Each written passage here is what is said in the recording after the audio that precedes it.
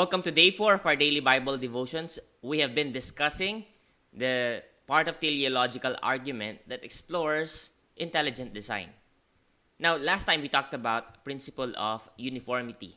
Let's talk about it again. Now, we mentioned that principle of uniformity is important because nobody really witnessed what happened during the first life, that what caused it.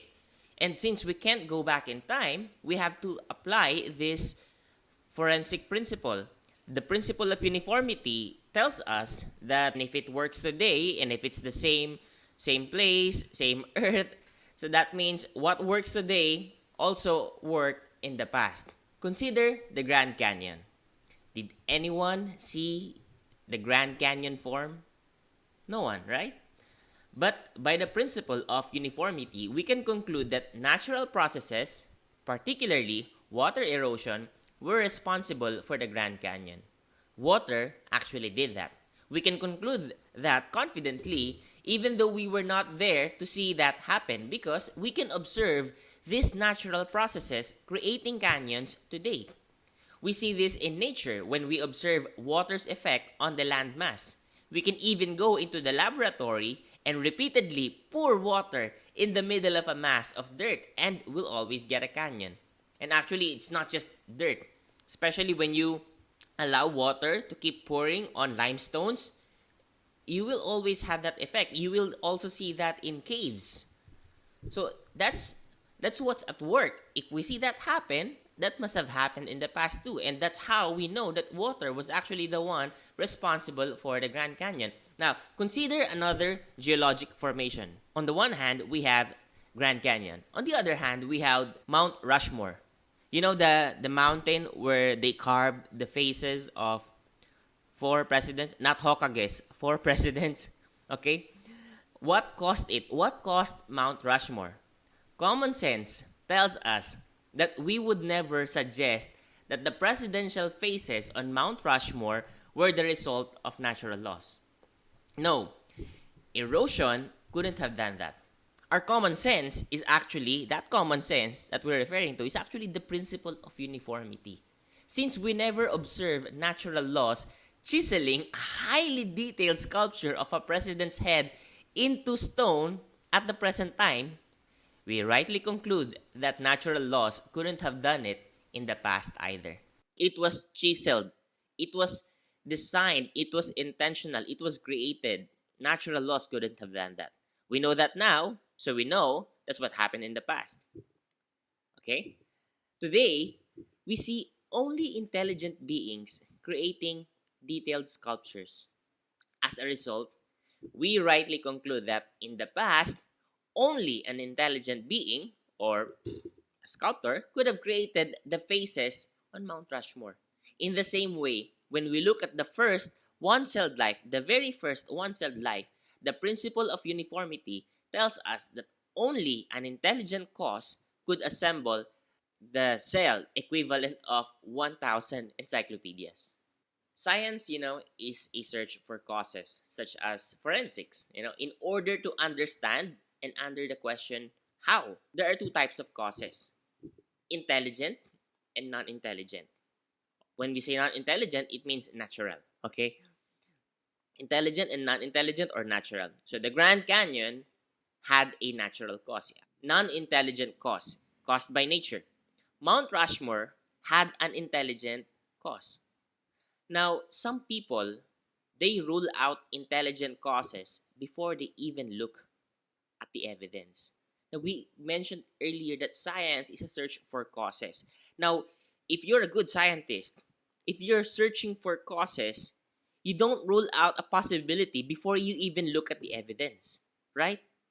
No scientist would do that because one of the most important characteristic of a scientist, and I remember this because this is one of the things that drew me to science, curiosity.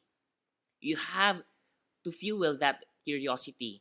And you are killing your curiosity once you eliminate some possibility before you even examine the data, before you even examine the evidence.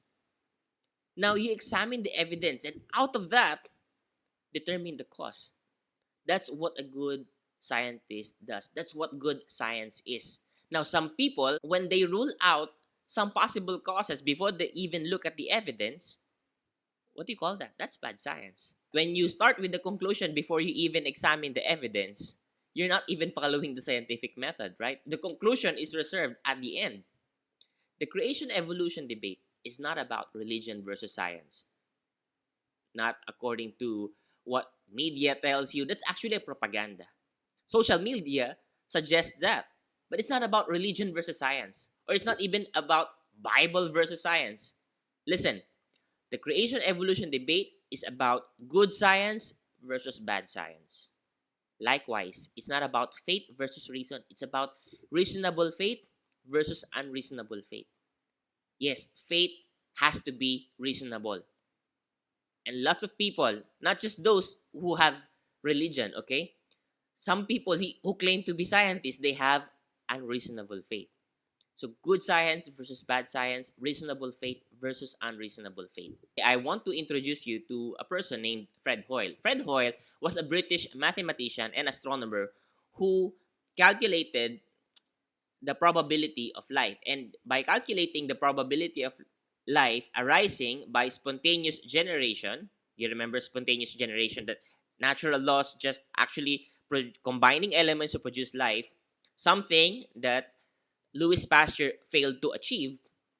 Now, Louis Pasteur failed in that experiment. That means it couldn't have happened in the past because it never happened during our time. Fred Hoyle, a British mathematician and astronomer, he calculated remember about probabilities, the odds, the dice. Okay, he calculated the probability of life arising by spontaneous generation, and according to him, it's effectively zero. He said the evidence is so strong for intelligence and against naturalism. So he's saying there's intelligent design in living organisms, but he doesn't want to include God in the possibility. He's ruling God out of the possibility. So he actually suggested that aliens deposited the first life here on Earth.